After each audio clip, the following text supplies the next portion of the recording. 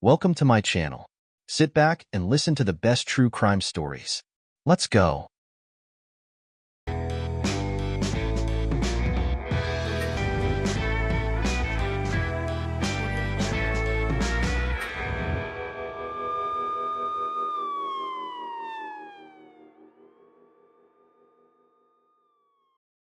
Who stole little Johanna? What should we do to protect children from the dangers of life? No matter how many times you say, don't talk to strangers, don't go anywhere, don't get in the car with strangers, at the first check it turns out that they are not at all prepared for dangerous situations. Children go to rescue a kitten stuck in a pipe, help adults find their way somewhere, get lost if strangers take them by the hand and lead them somewhere, they are afraid to shout. We imagine criminals as these scary uncles, monsters, and almost characters from horror movies, while the criminals who take children away look like the most ordinary people, which makes children infinitely vulnerable. The veil of mystery has not yet been lifted over this long story I want to tell you about. Repeated and numerous efforts of the Frankfurt am Main criminal police have not yet yielded results, and the case is still, despite the past 18 years, remains open. The investigation does not stop working, looking for witnesses. The Bonnecker family lives in the small old village of Bobenhausen, located in the Wetterau region, far from major cities and roads. The Bonneckers moved to this idyllic location to raise their 3 children away from the temptations and dangers of the city. Richard, the head of the family, has been trading at the local market for many years. Every Saturday he is at work. Sometimes his daughters come with him as well. Everyone knows them. The family, as they say, is in the public eye. Gabriella and Richard have 3 daughters. The youngest daughter of the couple Bonnecker, Johanna Bonnecker, a very mobile charming child. The fragile blue-eyed angel with long blonde hair has a low-chest voice and restless character. She even moves around, mostly in a sprint. She has a strong opinion and an independent character. In Germany, the school year starts in August. Therefore, in September, school life is already in full swing. On the morning of September 2, 1999, a Thursday, 8-year-old Johanna takes the school bus to the Leisbachschule in Randstadt. After class she returns home, does her homework and goes for a walk with her girlfriends. Despite her difficult character, Johanna is obedient, punctual, and always on time for the family dinner. On this day, she promised her parents to be back by 6 p.m. It is beautiful September weather. It is warm and sunny after the rain. The girl puts on her blue wellies, gets on her yellow bicycle and rides along the bike path with the neighborhood children to the Bobenhausen sports field. The field, which adjoins the outermost houses of the village, is the site of a soccer match between the local soccer team and the glass factory team from Steinberg, and is crowded today. Johanna and her 2 friends ride their bikes, then they play on the sports field. At some point, the mood for walking disappears and the girl decides to return home early, leaving on her yellow bicycle before 5 p.m. However, for some reason she did not go home immediately, and again her friends and their parents saw her at the sports ground, which is only 400 meters from the native house at 17H. 20 minutes. 20 minutes. They would last see Johanna riding towards home on the bike path, clutching a branch with ripe September apples in her hand, a lovely gift to her parents. What happened to the blonde little girl remains unknown to this day. But the girl will never return home. This September Thursday will be a black day for the family. The family is used to order. And the fact that the daughter did not come on time for dinner immediately worried the parents. The middle daughter went to look for her little sister, but came back with nothing. Only her little sister's yellow bicycle stood orphaned by the bench in front of the bridge over the river. Gabriella and Richard, worried beyond belief, went to look for her. But none of the villagers knew where Johanna was. Fear for the little girl and despair gripped the parents. After almost 2 hours of searching for their daughter on their own, Johanna's father, Richard, reported her missing to the police. It happened at 19H. 52 minutes. The local police of the federal state of Hesse and 300 volunteers began searching for Johanna Bonnecker. The search continued almost all night, with flashlights. The next early morning, helicopters circled the area and searches began with trained dogs, searches by volunteers from their own and neighboring villages. People were not left out of the Bonnecker family's distress. The disappearance of little Johanna caused a real panic in the village. Life here would never be the same again. The village seemed deserted these days, despite the beautiful September weather. Parents don't let their children outside. Everyone who can is looking for a missing 8-year-old schoolgirl. Someone in the neighborhood thought they heard a child's voice coming from the woods. Police and deputies are combing the densely wooded area. Despite all measures taken, it does not yield any results. The girl seems to have vanished into thin air. The police are no longer ruling out the possibility of the girl's death. Creeks, river, and ponds are being thoroughly checked by divers. The girl's body has not been found. After 6 days, an active search conducted over a large radius was called off. It was the largest search operation in the Wetterau region in its history. Johanna's parents, stunned by the terrible grief, still hope that their child will be found alive. Hundreds of people are being questioned, interviews are being taken and witnesses are being sought. About 80 people were at the stadium during the soccer match, which took place at 18 hours 30 minutes. The bridge over the river separating the stadium from the village. It turns out that Johanna's bicycle was already in front of the bridge at 17h. 35 minutes. Several witnesses said that Johanna was seen at the sports field with a slender unknown woman, about 1 65 centimeters. This woman was later seen driving a small red car. In the countryside, people are always in the palm of your hand. A stranger is immediately visible. At about 17h. 20 minutes, several witnesses saw near the sports field an unfamiliar car, Volkswagen Jetta 2 with license plates HG. That's an Upper Township license plate.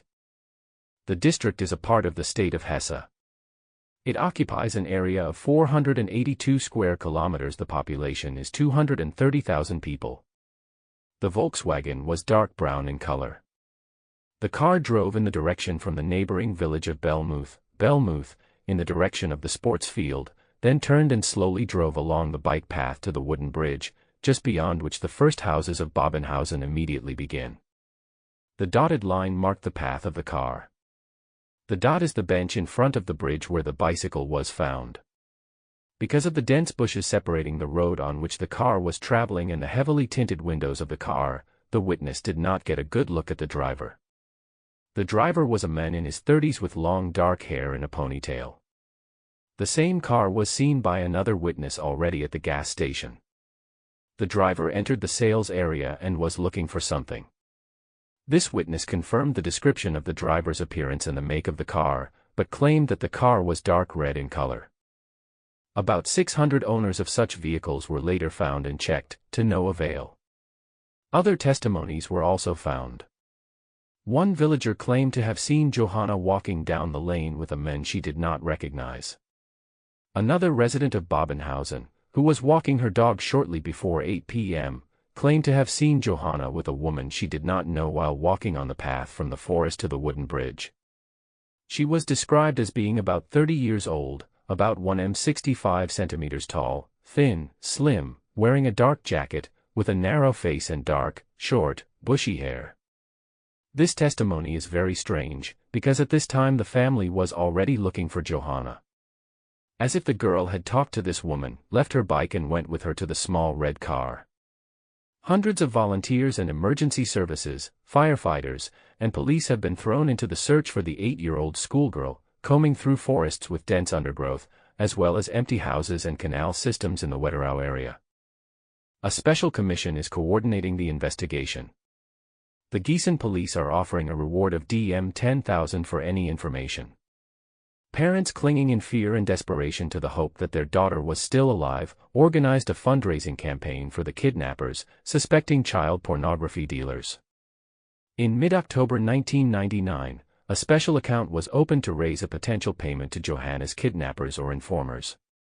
1 million marks were offered. In addition, they put up notices and addressed posters to the people of the district for any help. The police were not inactive either.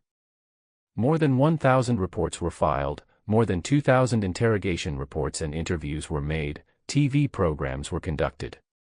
On April 1, 2000, on a forest road 100 meters from the Burfa gas station in Alsfeld-Lingelbach on the A5, Frankfurt Castle Highway, a couple walking in the woods accidentally stumbled into a terrible find, a child's skull and clothes.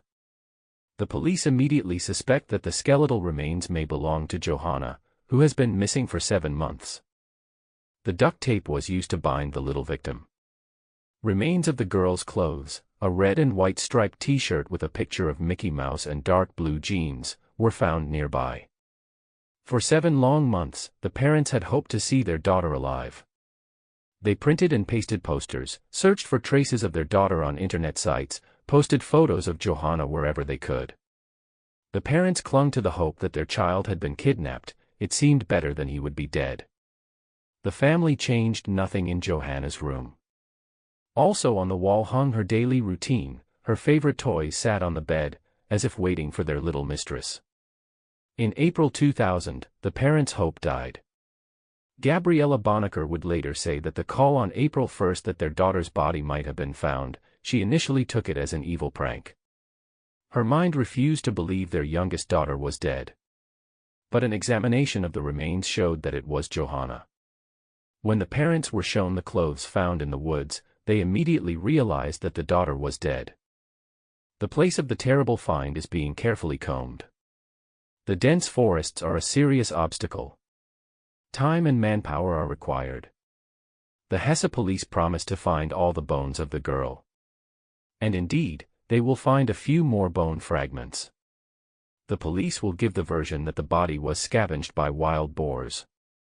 Johanna's blue rubber boots, her fishnet necklace made of thin black plastic, her purse will never be found.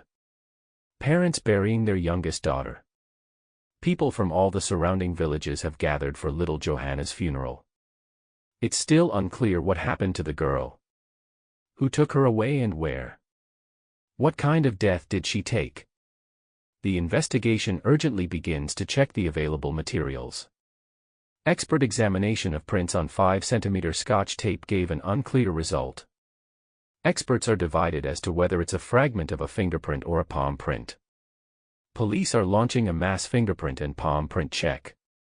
The recently developed computer program ADIS Metamorpho now allows screening of palm prints. Previously, only computerized fingerprint recognition was available. Johanna's father was the first to submit his fingerprints. 448 men from Bobenhausen, neighboring Belmuth, soccer players, relatives, and acquaintances of the girl, as well as other men who might be related to Bobenhausen bus drivers, traders from the market where the girl's father worked, were screened. The police assumed that Johanna must have known her kidnapper and killer. None of the men refused to be screened, including members of the 2 soccer teams that competed on the day of Johanna's disappearance. Referees and foreign spectators are willing. In addition, 20 people from other German cities who were in Bobenhausen at the time have applied. The first series of tests remained unsuccessful. No matches. But the police are not washing their hands of it. They're starting to investigate where the girl's remains were found. Not far from that patch of woods is a garbage dump. A check is started on everyone who had anything to do with that area. In all, fingerprints and palm prints were collected from nearly 1,500 men. But there were no matches. The uncertainty kills Gabriella and Richard. The parents write an open letter to Johanna's killer and publish it everywhere they can. For the criminal. 3 years ago on this day our Johanna did not come home. For 3 years we have been mourning our dead daughter. Our laughing, happy, cheerful Johanna was killed. Our Johanna, who was enjoying life, was happy, had many plans, for her life's journey was just beginning. We have so many questions for the person who took Johanna away from us. Why Johanna? Why did she die? Why did you kill Johanna? Why didn't you let her go home? How did everything happen? Why our child? Why the sports field in Bobenhausen? Only you, and no one else can give us the answers to these questions. Only you can tell us when and why Johanna died. We know where their grave is, but it doesn't have the date of our daughter's death on it. Only you know the date of her death. Give it to us. You're human. Maybe you have children too, probably you have people you love and who love you. Do you sympathize with us? You know our grief, our despair. Help us to understand at least part of this mystery. Why did you kill Johanna? We are suffering from the loss of Johanna. You can't forget her either. You can meet us. The burden you carry must weigh you down. You can't talk to anyone about it. You can remove this heavy burden that can crush you. It would help all of us. Contact us, write to us, anything. Answer our questions, help us understand. Richard and Gabriella Bonnecker, September 2, 2002. The killer did not respond to the parents' call. At least, the public didn't find out about it. In an interview with TV reporters, the Bonneckers said they were sure their daughter knew her kidnapper, and they were horrified that this man could live in the same village with them, see them suffer, and they didn't even know who he was. This phrase was aired on the airwaves. The residents of Babenhausen were offended by such a statement. I communicate with local residents. No one has said that the baiting of the family started after that, but I think attitudes have changed. The Bonneckers are moving to Randstad. Their house has been empty for a long time. No one wants to settle in the unhappy house. Someone is afraid of the unattached ghost of Johanna. For 18 years it is dilapidated and it is demolished. The German themis doesn't stop. 10 years after that tragic incident, the investigation is gaining new momentum. New versions are put forward, old materials are checked, witnesses are questioned anew. Friedberg's investigators promise to turn over every stone again and find the culprit. To draw more attention to the old case, a large-scale action is organized on television and in Babenhausen. A huge poster with Johanna's picture and the caption, "Where is the killer?" is printed. Everyone who has any information is called upon, and a reconstruction of that distant evening is reenacted. The police are promising a reward of €25,000 for information about the culprit. Witnesses now describe the men in the car as 40 to 45 years old. It was a big omission not to consider women as suspects. The fingerprinting was limited to men. It's quite possible that there were two perpetrators. Or perhaps the car was driven by a woman, not a subdued man with a ponytail. After the TV program on the ZDF channel, Aktenzeichen XY, the police received 65 suspects, but all of them turned out to be alibis. Their fingerprints did not match those found on the tape. Police say they believe that not necessarily one person was involved in the abduction and the dumping of the girl's corpse in the woods. There could have been two or more. There are still a lot of white spots in the case. The investigation is not over. And it is quite possible that the collective intelligence will lead to some results. The Hesse police are open to new information. There are not many versions of the girl's disappearance. 1. Abduction of a pretty blonde girl by a sex maniac. 2. Kidnapping for pornographic purposes. 3. Kidnapping for use for organs. In favor of the third version, generally rare, says the fact that the girl's body was not found intact. Less than half of the bones were found. Although, of course, nothing prevents the criminals from dismembering the body before utilization. Incredible similarity of the sketch to the girl's father. Richard involuntarily leads to the idea that the girl could have been kidnapped by her own father. But for what purpose? If these three versions are true, Johanna is not the only victim, and similar fragments must have been repeated. In Germany, as in the rest of the world, girls are unfortunately kidnapped and murdered. It happens less often with boys. In most cases, the victims are abused before they are killed. Many of the perpetrators are found and sentenced to high prison terms. I made a selection. February 9, 1996, 5-year-old Elmdina, who went missing, is found dead a week later in Berbach-Kielbach, Kreis Siegen. She had been victimized by a sex offender. The 44-year-old rapist confesses to the crime and hangs himself in his cell in prison on January 20, 1997. May 11, 1996, 11-year-old Claudia disappears while walking a neighbor's dog in the suburbs of Cologne. 2 days later she is found dead near Euskirchen. Her killer is unknown. June 11, 1996. In Oldenburg, 13-year-old Ulrika disappears without a trace while riding her pony in a small carriage. The pony returns with an empty carriage. August 15, 1996. 10-year-old Ramona from Jena does not return home from school. In January, her body is found in Eisenach. The murderer is unknown. September 20, 1996, 7-year-old Natalie from Effach in Oberbayern is abducted, raped, strangled and thrown into the River Lech. The 29-year-old perpetrator is caught and sentenced to life imprisonment. October 11, 1996, in Saber, 14-year-old Sabine is attacked, sexually assaulted and murdered on her way to school. The 25-year-old perpetrator is caught. January 28, 1999, 56-year-old Wilfried Michel was sentenced to 15 years in prison because he kidnapped and raped 4 girls between the ages of 9 and 12 in 1994 and 1997. February 2, 1998, an 8-year-old girl is raped and severely injured in Hamburg by the 49th perpetrator. March 11, 1998, the body of 13-year-old Marcus Wachtel, murdered and raped, is found in a stone cave near Pine. There is no trace of the perpetrator. March 21, 1998, hunters find the dead Christina Nitsch, who had been missing for 6 days in the woods in Emsland. The 11-year-old girl was raped and murdered.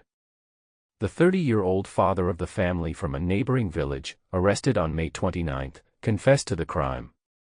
March 26, 1998, 13-year-old Tristan Brubach is found dead in Frankfurt am Main with his throat slit. The perpetrator has not yet been identified. May 15, 1998.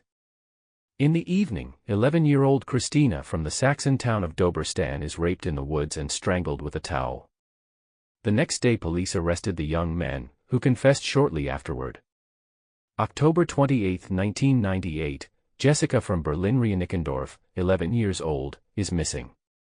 Her body was found near Halle on January 9, 1999. March 9, 1999, 8-year-old Mark Doberka from Cuxwinkel is strangled and buried in the woods. The 38-year-old murderer is sentenced to life imprisonment. May 2, 1999, a 7-year-old girl is taken away by a 22-year-old unemployed man in Regensburg, sexually assaulted and found in a park the next day. May 14, 1999. A 32-year-old man strangled 12-year-old Mandy in his home in Erlangen because he feared the girl might report the sexual abuse to the police or her mother. July 17, 1999, at the age of 14, Tobias E. tries to rape a 7-year-old girl in Wolmerstedt near Magdeburg. Christine defends herself and threatens to report the incident. Tobias strangles her with a belt and was sentenced to 6 years and 9 months in prison on March 15, 2000. August 20, 1999, because of the murder of a 2-year-old boy, a 17-year-old student in Upper Bavaria was sentenced to 3 years in juvenile detention. He was supposed to be looking after the boy. In July 1998 accidentally scalded him with too hot water. When the boy stopped screaming, he panicked, hit and strangled him. September 2, 1999. A 16-year-old rapes and kills a 10-year-old girl in Hellenthal in Eifel and confesses a little later. September 2, 1999, 8-year-old Johanna Bonnecker goes missing in Hesse-Rennstadt-Bobenhausen. Found murdered. November 22, 1999, missing 14-year-old Jacqueline, found within 2 days, was murdered near Botzen. She was strangled near her parents' home. December 7, 1999. Police in Straubing report that a 16-year-old sexually assaulted a 10-year-old girl.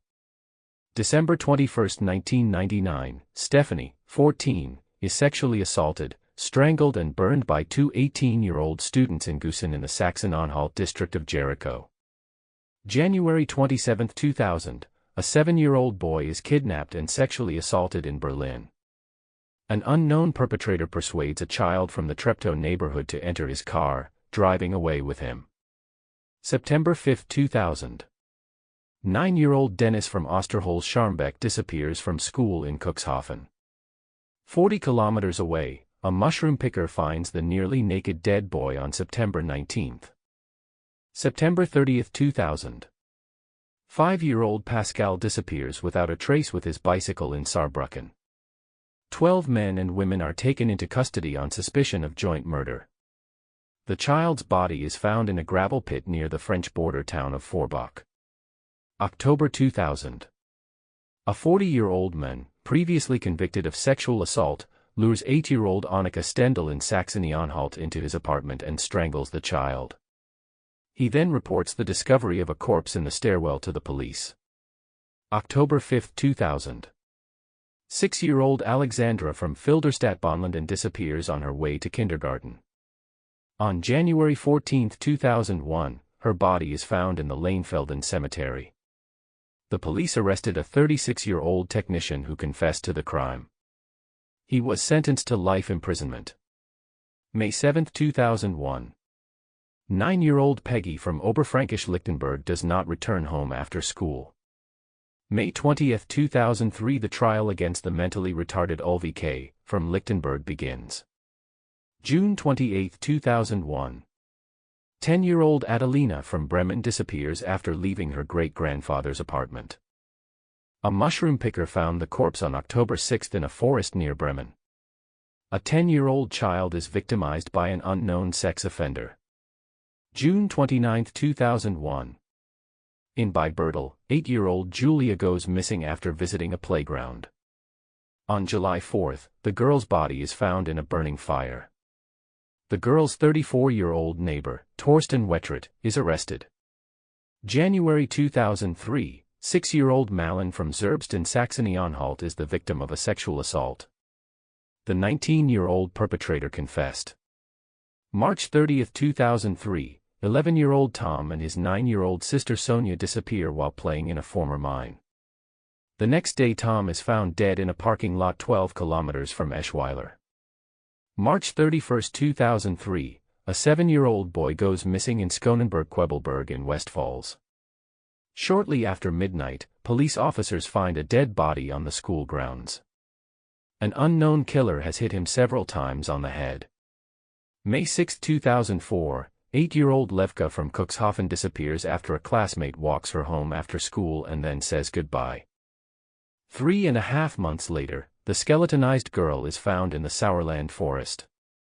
It is quite possible that Johanna's killer is guilty of other crimes as well. June 29, 2001. In Beibertel, a similarly blonde-haired 8-year-old Julia goes missing from a playground. On July 4, the girl's body is found in a burning bonfire. Possible signs of violence are destroyed by the fire. The girl's corpse is found with a burnt face and hands. The girl's death was caused by extensive head injuries. The perpetrator tried to destroy everything that would help identify his victim. A few days later, the girl's 34-year-old neighbor, Torsten Wettritt, was arrested. The day after the crime, he stated on the street in front of the camera that he was also the father of the family, who was very disturbed by the disappearance of the child. Torsten's hands had been burned to destroy fingerprints. He attributed it to an accident while handling fire. But this was sewn with white threads. Wettritt soon confessed to the murder. Could Wettritt have killed Johanna? Perhaps a print found on the Scotch tape would answer that question. But Julia's killer can't be fingerprinted. One more aspect. Just the other day I learned that not southwest far from the place of Johanna's disappearance there were other precedents of child abduction by two persons. 15-year-old Sebastian was attacked and almost kidnapped in 1997 by a couple in a car, one of whom was a man with a ponytail and glasses, and the sex of the other, out of fear and excitement, the boy could not determine. Now an adult, Sebastian claims that the men in the car looked exactly like the sketch from Johanna's case. Little Johanna was buried in the cemetery of Babenhausen. At her school, teachers and students planted a tree of remembrance. On the girl's grave is a praying angel with curly hair and a gentle face. The begging angel directs its gaze toward the sky as if asking why Johanna had to die. The gravestone is engraved with her birthday, August 17, 1991, but no date of death. Only the killer knows that date. And I really hope that someday I will be able to write the date and the name of this subhuman. Johanna's grave. The girl can sleep well. The murderer has been caught. When I wrote these lines, I really wanted this. Found, but I didn't expect it to happen so quickly. In the summer of 2016, unmarried, childless, unemployed 41-year-old Rick Jacoby, Rick J., from Friedrichsdorf, Hochtaunus, was arrested. The reason for the arrest was bizarre sexual play with a 14-year-old girl in a cornfield, who was tied up with duct tape by an adult male. This was not the only thing that was suspicious. Extensive monitoring measures were undertaken, lengthy digital forensic examinations were conducted, numerous witnesses were interviewed, and additional background checks were collected. The defendant was found to have about 17 million files of child pornography. He was also the owner of the notorious Jetta. He had previously been examined for fingerprint comparisons as the owner of the Volkswagen that witnesses described in Babenhausen. But either Rick had done something to his prints, or the technique really wasn't up to par, but the tracing machine had failed.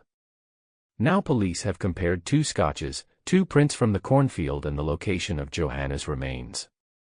Johanna's father, Richard, who for many years dreamed of revenge against his daughter's killer, did not live to see the culprit caught. Johanna's mother is very happy that the culprit is caught.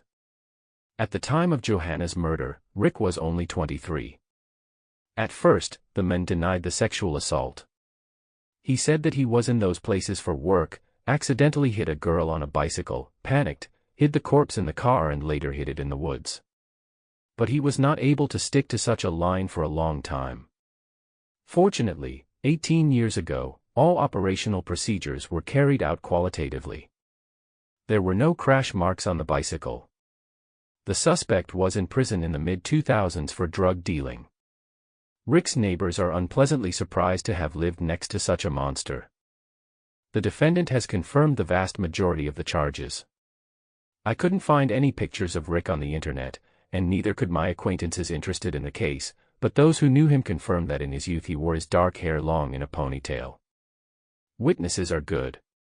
In 1993, he attacked and injured a young girl in Bad Homburg. The Frankfurt prosecutor accused then 17-year-old Rick of sexual coercion. In doing so, he receives a conviction from humane justice for assault, but not for a sexual offense.